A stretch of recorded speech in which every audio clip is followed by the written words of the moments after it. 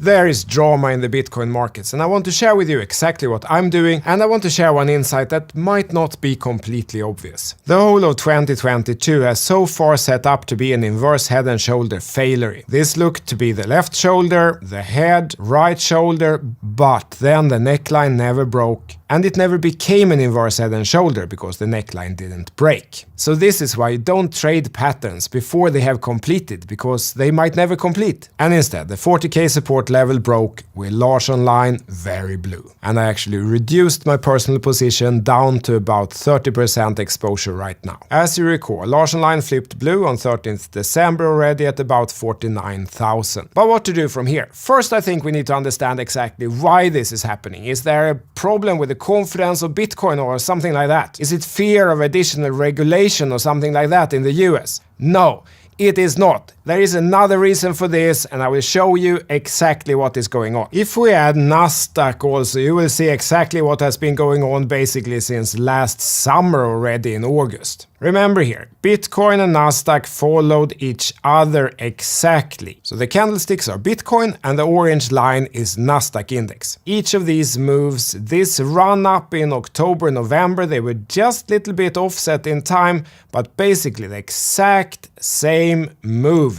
And then the decline that started in November, they follow each other exactly. This recovery in Bitcoin was exactly this recovery in Nasdaq. And then the decline from there in Bitcoin was exactly the decline from there in Nasdaq. And if we zoom in a little bit further, you probably see it even clearer. Here we were in December, this dip here, little bit of recovery in early January, then continue down. You can see how they follow each other exactly. Then if we zoom in and look only at the past 30 or so days, this becomes extremely clear. So basically on the day here, 9th February, Bitcoin and Nasdaq got a local top, there was a retracement, there was a recovery on 15th of February, Bitcoin hit a high of 44,775, Nasdaq had the local high, and then from 16th February there has been a decline on both. So the decline we've seen in Bitcoin the past couple of days has nothing to do with Bitcoin as such. It's a result of the risk-off appetite of the market right now, clearly driven by the uncertainty with the Russia-Ukraine situation. Are we getting a World War III or something? Now, personally, I doubt this will result in the World War III, but then again, I'm not a foreign policy expert. I'm an engineer. So if we remind ourselves where Nasdaq is exactly, because that's very clear, much clearer than any of the Bitcoin or crypto charts. Nasdaq has been in this channel since April 2009. That's soon 13 years ago. Then it broke out of the top of the channel here in mid-2020. And if we zoom in here, we can see that we almost touched the top of the channel here about a month ago in late January. And we're still pretty close to that channel. Now what could happen is that it bounces here, but it could also fall back into the channel to somewhere here around 9,500 and still be in this upwards sloping channel, meaning as bullish as it gets. So back to Bitcoin then. This is what I will do exactly. And now note, this is not advice to you. Your personal situation may look completely different from mine. I just share what I do, and then I try to give you the tools and education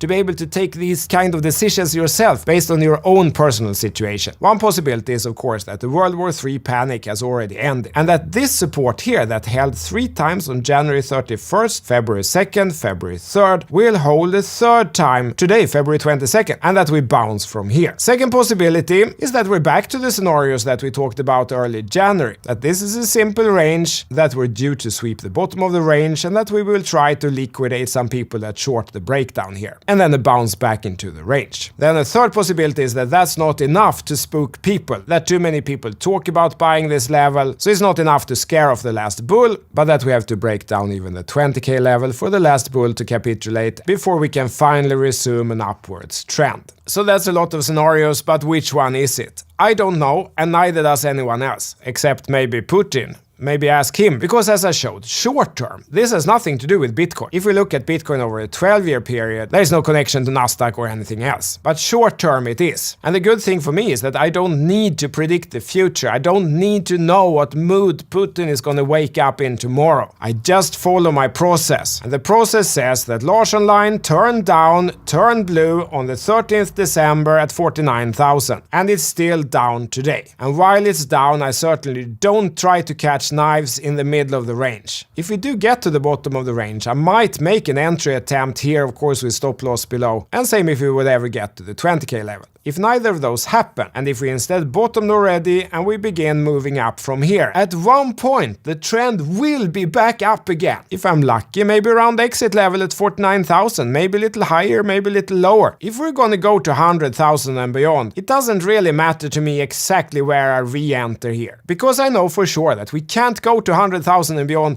with a trend down. It's mathematically not possible. So I don't need to predict which of these scenarios will happen, because I'm almost sure if the trend turns back up and we move to 100,000 and beyond, I am going to catch a good part of the midsection of that move, and I avoid losing all my money on the way down if we continue down from here. This is the same process that I've tracked the performance of now for over 6 years. I should actually add the latest events here. Beware of the scammers, guys. If you want to get the large line indicator, only get it from my website ctolarsson.com. Everything else is a scam. There's even warning lights outside the window now, so please make sure you have liked, subscribed, turn on the bell, and see you in this video next. CTO Larsson out. Hej då!